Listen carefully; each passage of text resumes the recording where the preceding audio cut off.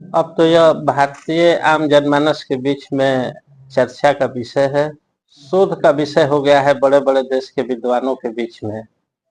ये सरकार जिस तरीके का झूठ फैला रही है ऑपरेशन सिंदूर के नाम पर, ऑपरेशन सिंदूर अपनी कितनी सीमाओं तक सफल है या असफल है, हम लोग डिबेट भी देख रहे हैं जो टीवी पर लगातार विभिन्न न्यूज चैनलों में डिबेट के कार्यक्रम हो रहे हैं। उसमें जो रिटायर्ड पूर्व सैन्य अधिकारी लोग आ रहे हैं, बैठ रहे हैं और जो बता रहे हैं या सरकार जो बता रही है, सरकार पहले यह बताए कि पुलवामा अटैक हो या पहलगाम अटैक हो, किसी तरीके की जो आतंकी गतिविधियां हिंदुस्तान की सीमा के अंदर में होती हैं, उनमें एक चीज कॉमन आ रही है कि सुरक्षा व्यवस्था नहीं थी, ना उस समय थी ना अब है। दोनों अटैकों के बीच में यह कॉमन चीज बात उभर के सामने आई कि सुरक्षा व्यवस्था में हुई चूक के कारण सावधानी से पड़ोसी जो हमारा दुश्मन मुल्क है वहां से आतंकी घुस आते हैं, आतंकी घटनाओं को अंजाम देते हैं और वापस अपने सुरक्षित ठिकानों पर चले जाते हैं। तो इसकी नैतिक जिम्मेवारी कौन लेगा? केंद्र सरकार लेगी कि नहीं लेगी? रक्षा मंत्री जी लेंगे कि नहीं लेंगे? प्रधानमंत्री जी लेंगे कि नहीं लेंगे? आप क्यों चूक करते हैं? आप क्यों नेता देते हैं?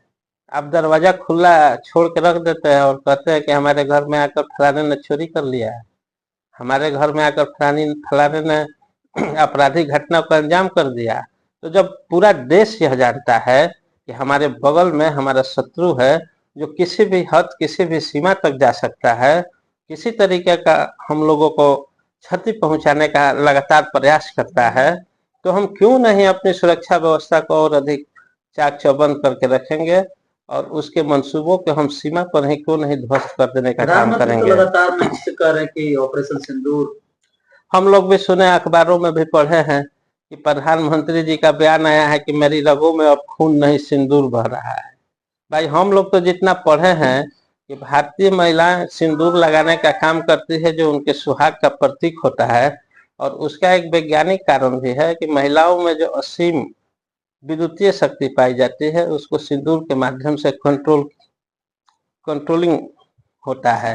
तो भाई मोदी जी में इतनी ना अपार विद्युतीय शक्ति, विद्युतीय क्षमता समा गई है कि वो पूरे नस नस में अपने सिंदूर भर लिए हैं। तो क्या लगता है कि जीत नहीं हुआ भारत का? नहीं, जीत हम ये कहाँ कह रहे हैं कि जीत नहीं हुई। हम तो चाहते हैं भाई एक पाकिस्तान भारतीय होने के जश्न नाते मना रहा है कि हमारा भारत हमेशा जीते, हर क्षेत्र में जीते, हर मोर्चे पर जीते। लेकिन यह जीत जो है, यह जीत खुद संदेह के दायरे में प्रधानमंत्री नरेंद्र मोदी जी और भाजपा की विपक्ष सरकार। दल के जितने सांसद उन्हें डेलीगेट्स भेजा जा रहा है विदेशों में इस की चर्चा ऑपरेशन सिंदूर की सफलता के बारे में अवगत कराने के लिए डेलीगेट्स भेजे जा रहे नहीं, हम तो भारतीय जनता तो पूछ रही है सरकार से और प्रधानमंत्री जी से कि आपने कितने आतंकियों को ध्वस्त किया, कितने आतंकी ठिकानों को ध्वस्त किया, या आपको क्या सफलता मिली आपके विदेश नीति के माध्यम से, कि किस तरीके से आपने पाकिस्तान की सेना पर दबाव बनाने का काम किया कि आगे भविष्य में वह किसी तरह के आतंकियों के साथ मिलजुल करके मिली जुली कार्रवाई। सीज फायर को क्या देखते हैं? सीज फायर को क्या लगता है? सीज फायर के सीज फायर के विषय में तो इस देश के अनेकों विद्वान अपने राय दे रहे हैं, पूर्व सैन्य अधिकारी